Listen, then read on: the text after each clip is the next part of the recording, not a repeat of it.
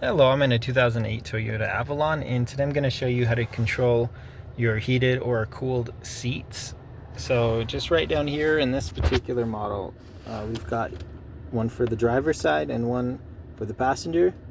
So in order to adjust, you're going to push this like it's a button and it'll pop up. And then if you want it hot, go hot. If you want it cold, go cold.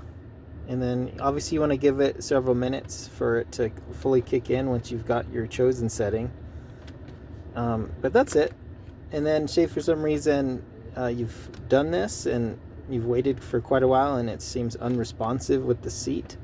First I would probably check under the seat, make sure you don't have any like loose connections for say some of your controls that run signals into the seat. You know, because sometimes that happens. Maybe something gets kicked under the seat and loosens a wire, or there's a little connection, so it just needs tightened up, and it might work that way.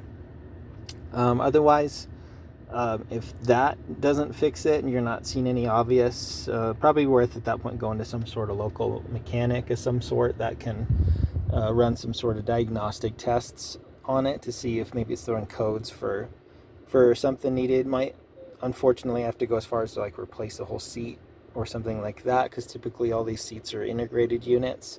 But you might be lucky, maybe there's a way you can just replace just a certain component or something like that. Maybe like a wiring harness has gone bad, for example, or maybe something inside of this is loose, so somebody could go in and through here and pull this up and see if there's something loose behind this potentially.